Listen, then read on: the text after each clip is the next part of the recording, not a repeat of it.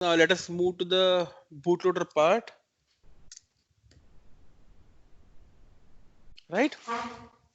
So what does the bootloader do?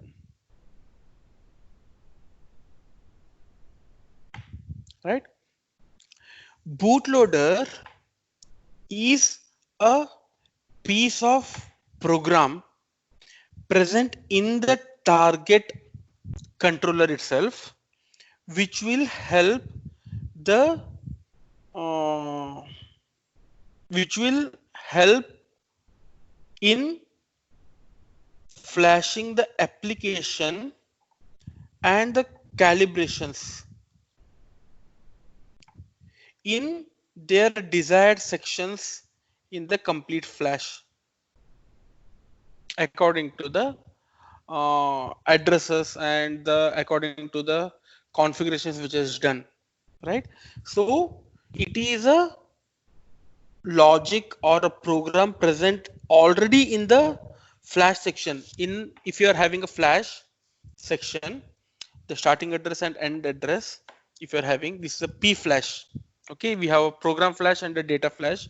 In P flash, a particular section will be allocated for bootloader itself, and this bootloader should already have been flashed in the, if you are having a virgin microcontroller, that means no flashing has been done in that already, then by using of debugger or JTAG, this bootloader has to be flashed in that, and then there are some sections for application or calibrations, etc. So using this bootloader, you can flash those sections also in their corresponding locations in the flash P-flash memory part. That's how the primary. That's a functionality of bootloader. That's what bootloader means, right? So whenever you're talking about bootloader, you usually hear the terms like primary bootloader and secondary bootloader, right? What is the meaning of that? If before trying to understand that, you have to understand about some basics of the flash. In the flash, let's say if you're having a P flash, then your controller will be there, and here your flash memory will be there, and there will be a separate controller responsible for handling the flash, means writing something into flash, erasing from flash, reading something from the flash locations. Okay, that let's call it the flash controller. Okay, and this flash memory. Okay, so your CPU, all these are present within the microcontroller only. So your CPU, whenever it has to do some modification in flash, either reading, writing, erasing, etc., it has to be done by using this flash controller. Okay, and the law I told us, this bootloader is present in flash only. So a program which is present in flash cannot be used to write in the same flash itself. That means flash code cannot be used to write in flash itself. Okay, what I mean by that is, which is the code responsible for writing in flash? It is called as flash driver. A driver code which is responsible for writing into flash. So a flash driver cannot be present in your flash memory to write into the flash itself. So what you come up with, what you do is, whenever you're trying to use a bootloader part, then there is this flash driver code, whatever is there, there is a RAM section and there is a flash section. You will put this flash driver here, and using this flash driver, you will try to write the application, take the application, and using flash driver, you will try to write in that corresponding section, right? So now what is happening? From RAM, you are trying to write in the flash instead of from flash trying to write in the flash, right? So this group of the flash driver and some other additional functionality, which you have put in the RAM. This is called as secondary bootloader, which will not be present in flash, it will always be present in RAM. And since RAM is a non-volatile memory, before you are using bootloader every time, first you have to use the bootloader to put in RAM and then use the secondary bootloader to write in the flash.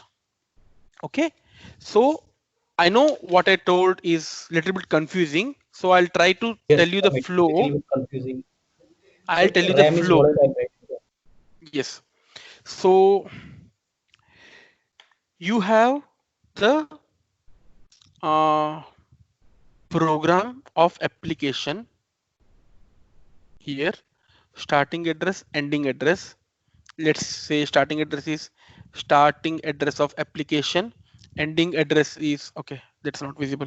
This is application, starting address of application, this is application, and ending address of application, EA. Okay, then you have your RAM here, your CPU here, your flash controller interface, and your flash memory. Clear up till now what we have? And in this memory address of flash is where your bootloader is sitting, and here the bootloader part which is present in the flash is called as the primary bootloader.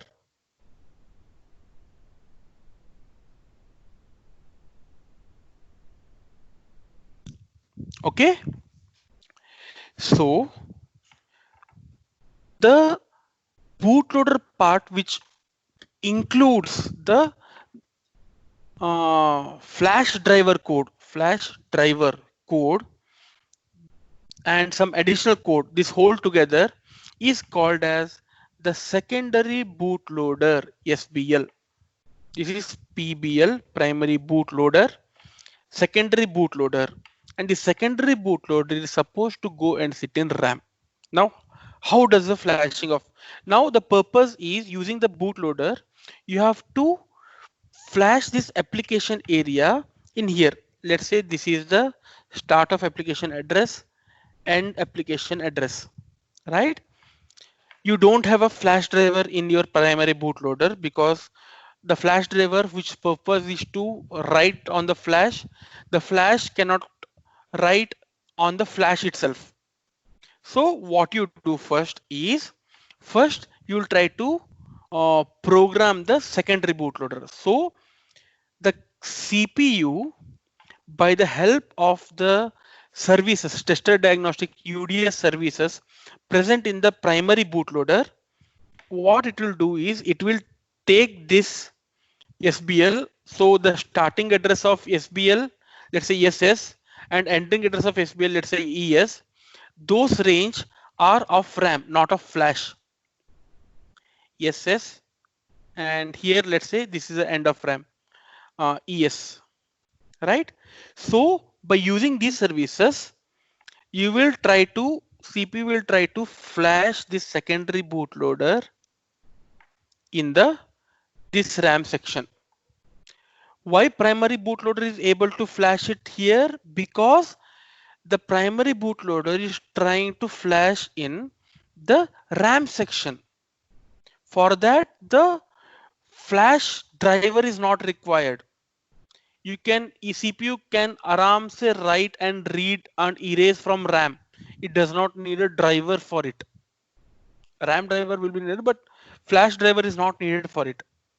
Okay, so first CPU, by using the logic present in the primary bootloader, those logic, it is trying to write the secondary bootloader in RAM and validate the secondary bootloader by invoking some routine control services and all. Now what it does is it will use the flash driver present in the RAM, and it will take this application and it will try to Using this flash driver, it will try to write this application in the flash via flash controller. So here, bit by bit, block by block, block by block, block by block, it is written by using flash driver, which is the flash driver which is outside of the flash. Using that, it is taking this application code block by block and trying to write it in the flash location by invoking the APIs in the flash controller, right? And then it will, once this flash is written, the application is written here, then it will validate that application and it will trigger reset. So once reset is done, the controller will come to again bootloader and it will check whether the application is valid or not. If it is valid, then it will trigger to application, that is this application will be loaded into RAM and in the core section of the RAM, and it will be executing. This is how the secondary bootloader and primary bootloader together, that is bootloader meaning secondary bootloader and primary bootloader, these two together came and helped in putting this application, and if calibration is there, that also in the flash area. That's why you don't say secondary bootloader helped you to flash in flash the application, or you don't even say primary bootloader helped to flash in the flash the application. Both together is called as a bootloader. So both together came and helped you to flash the application. So the secondary bootloader helped in terms of providing the flash driver, and primary bootloader helped in terms of the UDS services for tester communication. Okay, so this is a basic overview of your bootloader. In detail, I am planning to make in future a Udemy course where I'll be talking about various UDS services and how this CRC checks happens, how these addresses will be taken, basics of flash, and your memory, what does additional things does a secondary bootloader contain, how the communication stacks and all those things will be supported for this.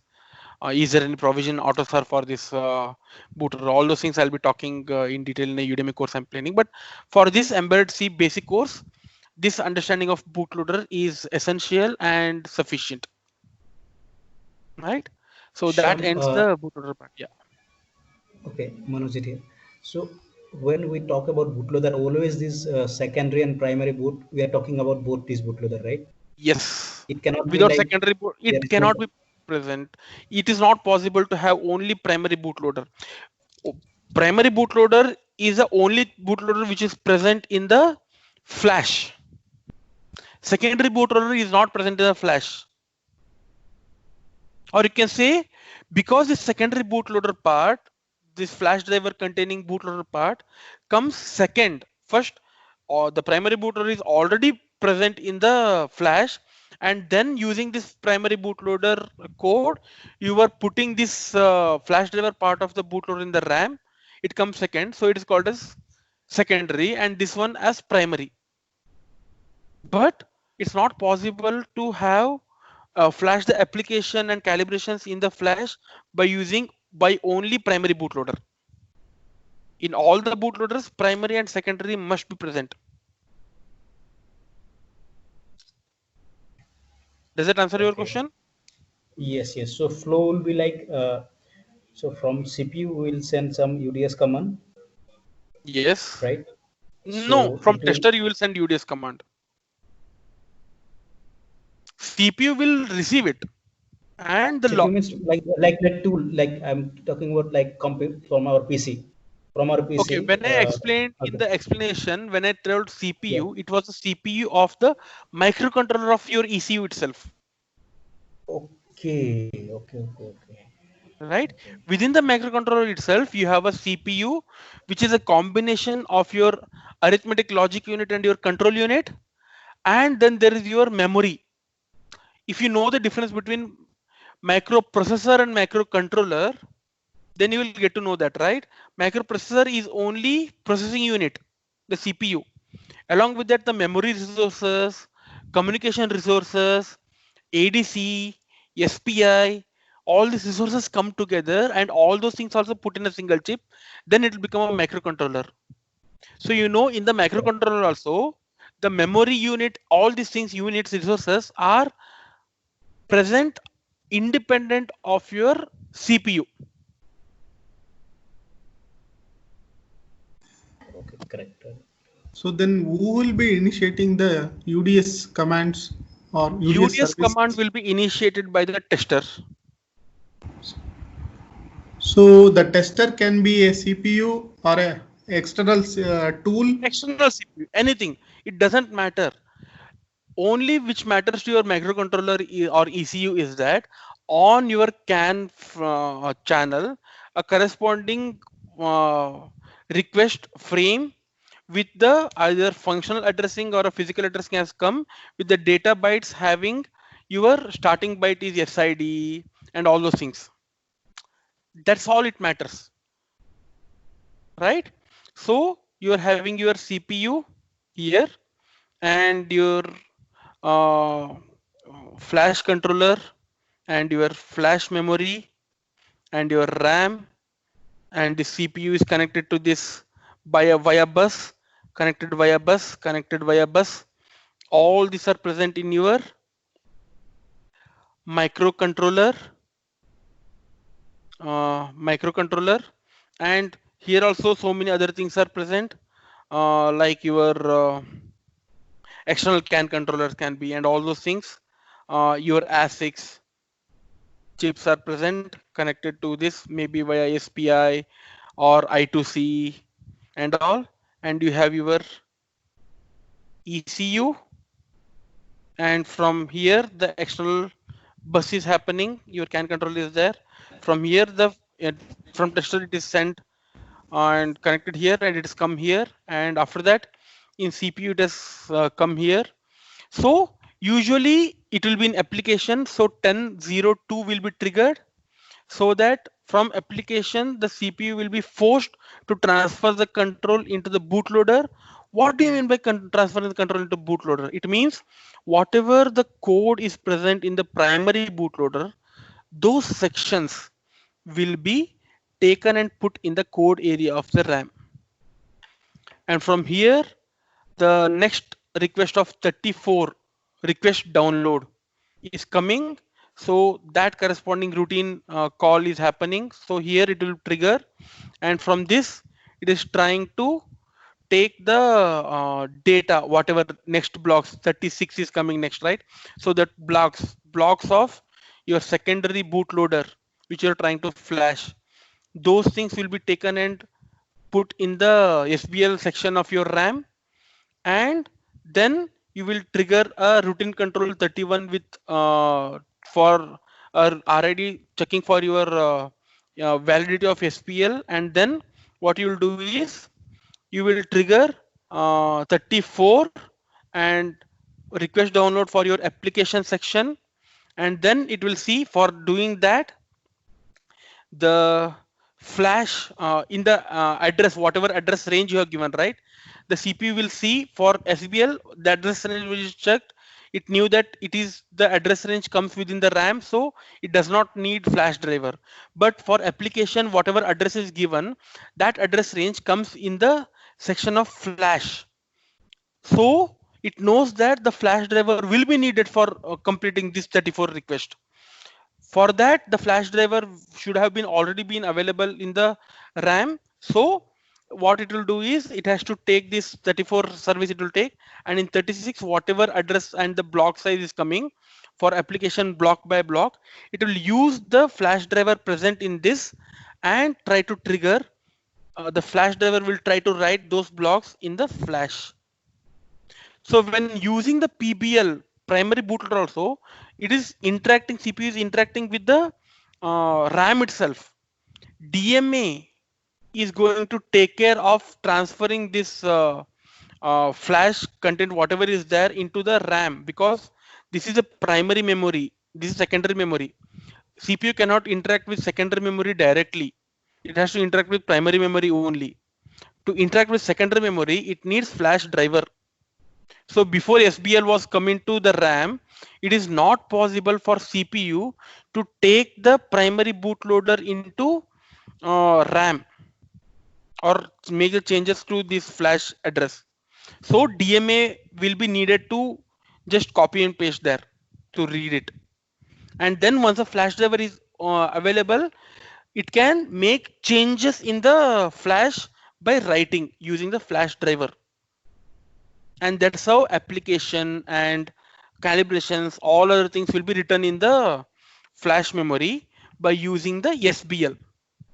By using PBL, you initially took the SBL and put it in RAM, and then by using flash driver from SBL and the UDS services from PBL together, you will put the application part in the flash. That is how the bootloader together, primary bootloader and secondary bootloader coming together, called as bootloader, is helping to flash the application and calibrations in the uh, flash memory. And after that, when you reset the secondary bootloader which was present in RAM, it will vanish because it is a volatile memory RAM. So the purpose of flashing the application and calibration in the flash is done.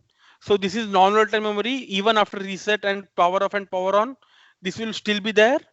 But after reset, once it comes to the bootloader and sees that application is valid, that flag it checks and comes to the application section. In the whole memory system, RAM or cache or flash, anywhere if you search, the code corresponding to your secondary bootloader, it is nowhere to be found because its purpose is served. And that is how bootloader is helping you to flash the application calibrations in your flash memory. Clear? Uh, yes, one request. Is it possible to make one flow, because it's very important to, like, it's a very tricky part to It understand is not this possible to flashing explain this in a short time. It flow. has so many other Okay. aspects related to this. I'm trying to squeeze it and give Uh, it in a small duration okay. because it's If the it is embedded C possible to series. make it a flow chart, I yeah, am it's a planning first. to make a separate course itself for embedded for this bootloader. Bootloader is a huge topic. It takes at least some 12 to 20 lectures to talk about bootloader. I can write a huge book on bootloader, right? So that is why this is you keep this in mind as an overview of bootloader, and once that course is online, of course all of you can get and become master on bootloader. So one small question. Of Uh, course. we won't be seeing the secondary bootloader if there is no flashing. No. And when you're trying to use bootloader only, you will flash the primary bootloader first. When I say flash, I don't mean putting the secondary bootloader in the flash memory. It means putting the secondary bootloader in the RAM section allocated for it in the hex file, or if you open secondary bootloader's final binary file, okay, and see the address, starting address and end address of it, and in the underlying controller, if you see the memory maps and see where that address lies, it will be in the range of RAM, not in the range of flash. Right? So when you Okay. do that, it is required. And if you decide that you are going to flash the application, that means using the JTAG, you're directly going to write this application data into the memory, flash memory directly, then also the secondary bootloader will not be required. Okay. Then your primary bootloader also will not be required. That's a different matter. Not So required actually if we are yeah, flashing through there. so Yeah. the bootloader part which is already present in your flash is called as primary bootloader, and the part of the bootloader which you put in the RAM section because it is containing flash driver and because flash driver is needed to flash in the flash memory, uh, for that is, and because it comes next or second to primary bootloader, it is called as secondary bootloader. That's the meaning why it is called as primary and secondary. It does not mean that secondary bootloader has less significance and primary bootloader has more significance. It's not that.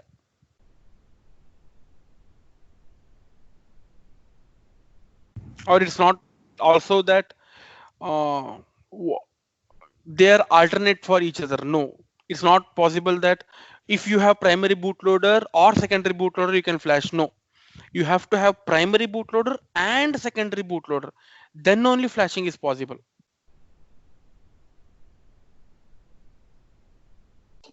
Okay. Okay. Yeah, I think that's enough for today's session.